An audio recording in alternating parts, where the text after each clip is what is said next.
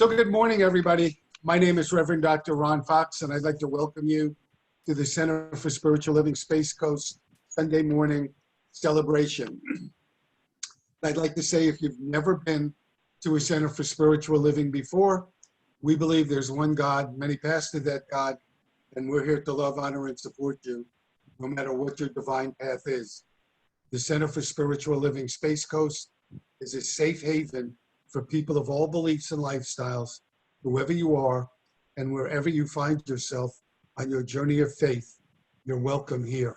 And now, to begin our service, my wife Becky will open us up with a prayer and then a spiritual reading.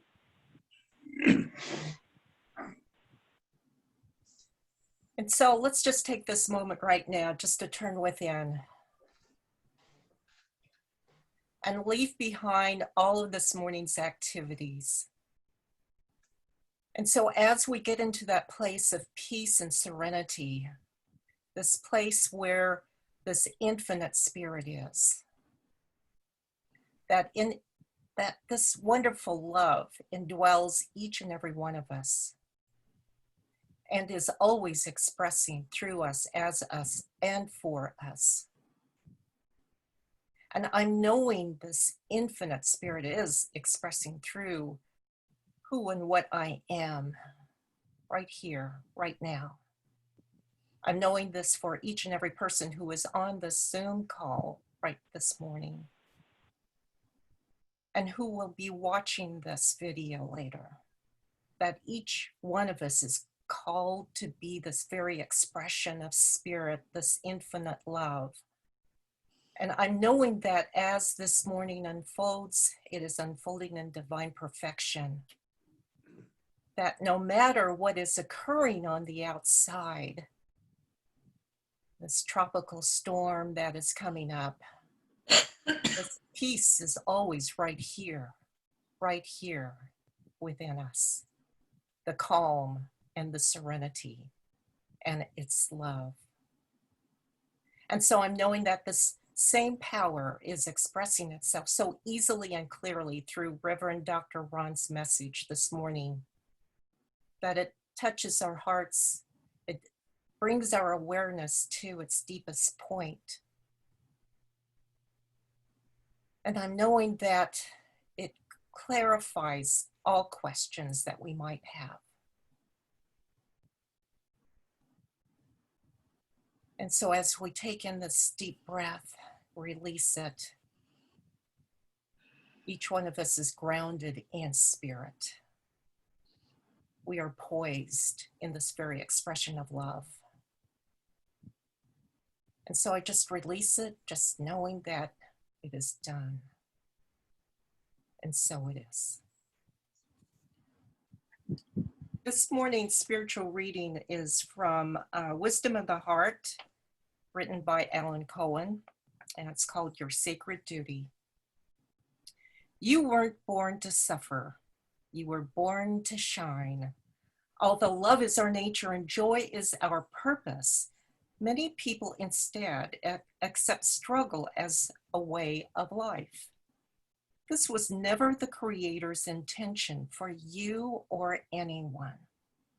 God intends for you to be fully alive and celebrate all the gifts in and around you. Turmoil is a call for awakening. Every challenge, great or small, is moving you to look deeper and draw forth the highest in you. You're never given a challenge beyond your ability to meet and master. You'll rise above every circumstance because you're greater than any circumstance. We're all offspring and expressions of God. Something inside you is eternally connected to your Creator. Nothing that happens during the course of your worldly adventure can remove that union. No pain, fear, sin, or death can sever your bond to the source of all things, your identity with it, and your purpose as an extension of it. So act with the dignity and license of a higher order of being. You'll be affirmed and supported. You're not here to fix anything or to prove yourself. You're here to be all that you are and to shine your true nature into life. And so it is. Thank you, Becky. So the title of my message today is You Are the Phoenix Rising. And the phoenix symbolizes renewal and resurrection. I'm sure most of you know this, in ancient mythology, the phoenix was a majestic bird that dies and then is reborn. It lives for several hundred years before it spontaneously bursts into flame and then is reborn from its ashes. And from there, it starts another long life. And I saw this quote this week that I think puts it in good perspective. The quote is, "For only from the ashes of who we were can we rise up to become who we were to be." And, so it's saying to me, even in our difficult times, we're meant to rise up and become all we're called to be. Ernest Holmes talks about Jesus, and he said, Jesus must have experienced uncertainty. And we see it at least one time in the Bible in the garden when he says, please take this from me. But Holmes goes on and says, but Jesus triumphed over the uncertainty. And he said very little in his writings, not his writings, but in the Bible, about negative conditions that he wanted to change. He didn't tell God how sick and poor people were. Rather, instead, he told the lame to walk, blind to see, the deaf to hear, and the dumb to speak. And he was calm in every situation that life put him in. And he said the only thing that obscured heaven from all of us was our lack of faith. And Holmes wrote, somewhere along the line of our evolution, we must surrender our doubts. Somewhere in the journey of life, we shall be called upon to separate ourselves from the body of our false beliefs. And Holmes went on to write, he said, we need to learn to live by inspiration. We need to become artists in living. We need to sense the divine in everything and to enter into the joy of living. And he wrote again, become the master of your thinking, hence the master of your faith. So I was reading a book this week by Donna Markova, and she makes one of the points that Holmes makes, and I'll share it with you in a minute. But he said she read something by Rachel Remen, and Rachel said, no matter what we are going through, we're not broken. We're just unfinished. I really like that. No matter what we are going through, we're not broken. We're just unfinished. And Markova said, just like Holmes, a different language, but that life is a work of art ready to be completed. And she said, we can go forth and we can ask ourselves, what's unfinished for me to heal? What's unfinished for me to learn? What's unfinished for me to experience? And Dennis Merritt Jones, we before the pandemic hit, we were working with one of his books in our book group. He says life isn't a straight line. I love this. He said it's more like a roller coaster. You know, there's dips and there's rises, there's beginnings, there's endings, there's good days, there's bad days, there's peaks, there's valleys. And he said, we can't have one without the other. You can't have a peak without the valley. You can't have a good day without a bad day. That changes and challenges come and go. And Carl Jung put it differently. He said, quote, even a happy life cannot be without a measure of darkness. And the word happy would have no meaning if it were not balanced by sadness. It is far better to take things as they come along with patience and equanimity. So he's saying, the word happy would have no meaning if we didn't have occasional darkness. And so life is about expressing both. And Rabbi Erwin Kula tells a story in one of his books about a lady named Ruth who had a 16-year-old son who was dying of cancer. And his name was Jason. And a few days before Jason died, Ruth and Kula were sitting at his bedside in the hospital. And Josh is asleep.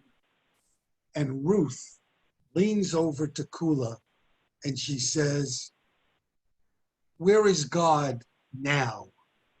And just as those words leave her mouth, Josh wakes up and he looks at his mom and he says, "Mommy, I'm going to die. I love you."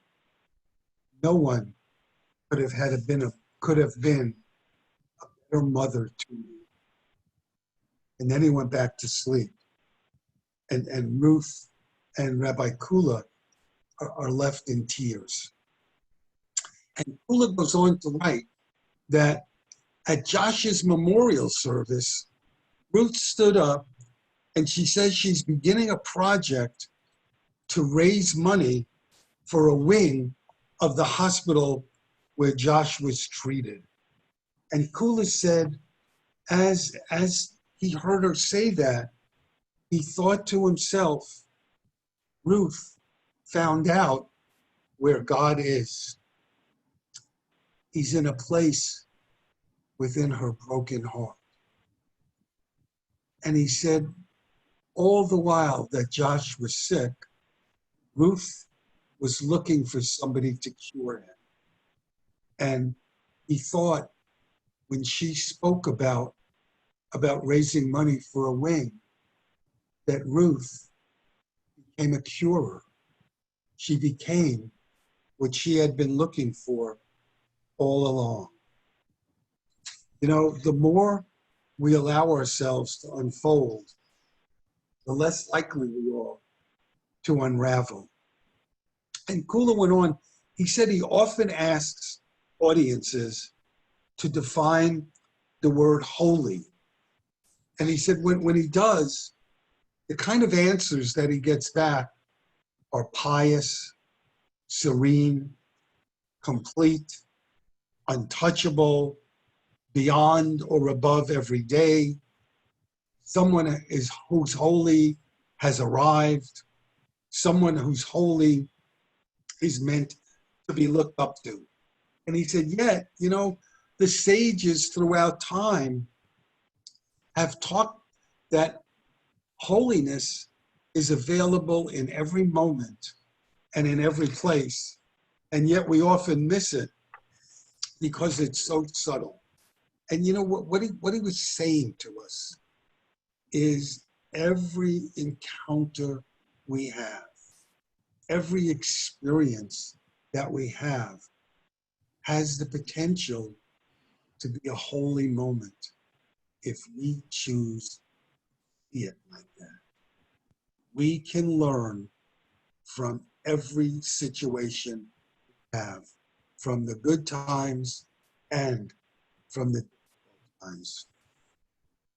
Mary Manning Marcy tells a story about a man who dies, and he finds himself in this beautiful place, and an attendant, all dressed in white, comes to him, and he says, "You can have anything you want, anything. You can have any food you would like. You can have any experiences you would like. You can have any entertainment that you would like." And this fella thinks, wow, this is fabulous. So he indulges in all kinds of delicacy and all kinds of experience. And after a while, he gets bored. And he says to the attendant, "What kind of work can you give me?" And the attendant says, "You know, that's the one thing we can't do here. There is no work." And the fellow says back to the attendant, "Well, then, I might as well be in hell." And the attendant says, "Where do you think you are?" The point of the story is a dream without trouble or struggle is a dream without substance. Think about that for a moment. If you have a vision for your life or a dream for your life, what's it worth if it isn't worth struggling to get there? What would it be worth if it was just easy? It wouldn't be, it really wouldn't be a vision. It wouldn't be a dream. It wouldn't be worth what we go through, you know? But one of the points is we don't have to struggle alone. We might not know how our dream will be accomplished, but we know with God's help, it'll be possible. Our job here is to let God move through us in a more powerful way. So I was reading this week some of Michael Beckwith's writings, and he writes about a dark night of the soul. You know, when life, whatever life brings us, feels like our life is down, and we're totally in darkness and confused and not knowing what's going on. And Michael Beckwith says, don't resist it. Don't resist when you have a dark night of the soul. Go with it and ask. We can ask, what quality would I have to cultivate have peace of mind? What quality would I have to cultivate peace of mind? What am I being guided to release that I may evolve to the next level of awareness? What am I being guided to release? I may evolve to the next level of awareness. And Michael says, the moment that you stop resisting this dark night, you create a condition to arise in your consciousness. It could be love, it could be forgiveness, it could be passion, it could be patience, it could be trust. And he said, and I think this is really the key. He said, when your attention is diverted from getting rid of the discomfort to accelerating you accelerate your transformation. When your attention is diverted from getting rid of discomfort, from getting rid of the pain, you accelerate your transformation because you're putting your attention on what it is you're meant to do. Again, it could be love, it could be compassion. It could be many different godlike qualities.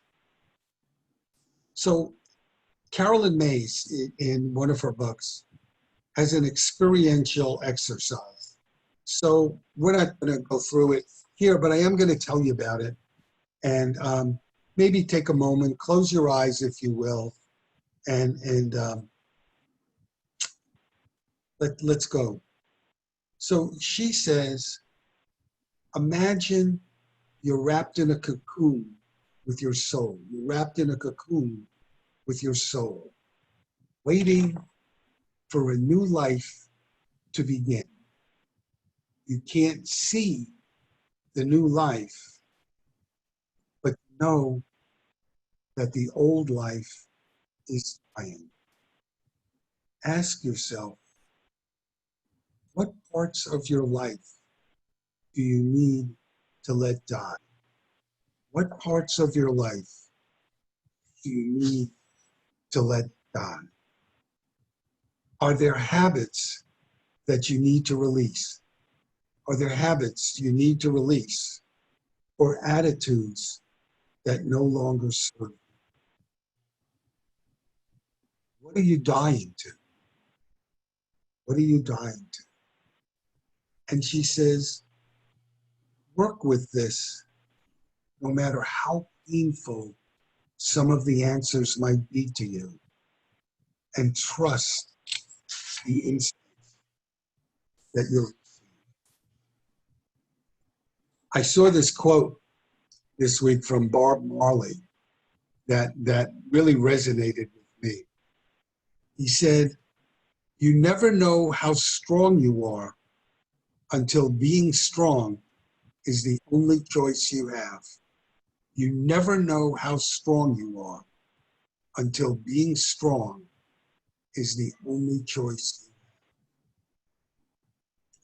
So I want to share something with you from a book that Mary Murray Shelton wrote. And she tells a story about a Buddhist teacher named Suo. And he's a really good teacher. And he gets a student that comes to him, a new student that comes to him. And Suo gives him a problem to solve. And here's the problem. Hear the sound of one hand. That's the problem. Hear the sound of one hand. And the pupil remains with him for 3 years and can't pass the test. And one night he comes to Suo in shame and embarrassment. And he said, I cannot solve my problem. I must return home in shame and embarrassment. And Suo says to him, wait 1 more week and meditate constantly. And he does, and still nothing. And Suo says to him, try for another week. And he does, and still nothing. And he begs to be released. And Suo requests 5 more days. No result. And finally, Suo says, I want you to meditate for 3 more days. And if you fail to obtain enlightenment, you'd better kill yourself. On the 2nd day, he was enlightened. And here's the moral of the story. Oftentimes, we'd rather give up along the path of enlightenment. We'd rather, and it gets difficult, we'd rather give up and go home to our past rather than moving forward into a new life. But the fact is, there's no going back. Once we have been broken, our only options are to live broken, healing. Either way, life will never be the same again. But the good news is that choosing healing means that it can be better, that life can be better. So I want to close this morning. I want to read something from Ernest Holmes' book, This Thing Called Life. I want to read a quote, and then I want to close with a short meditation, very short meditation that he printed. Here's the quote. No matter how many thoughts of doubt enter your mind, just mentally brush them aside. Sit in the silence of your thought until you see through the confusion. You will soon discover that just as the sun dissipates the fog, so your sense of peace will penetrate a wall of confusion. Peace already is. We merely have failed to recognize it. Then he says, meet every doubt and enter your mind with greater faith. Meet every confusion with a deeper sense of calm. Take the time to do this. Arrange with yourself to give yourself this time. Start your day with peace, and you will live in peace. Peace is the power at the heart of God, and God is in you, even as he is in everything. And so I just close saying, thank you for being here. God bless you. Have a wonderful week.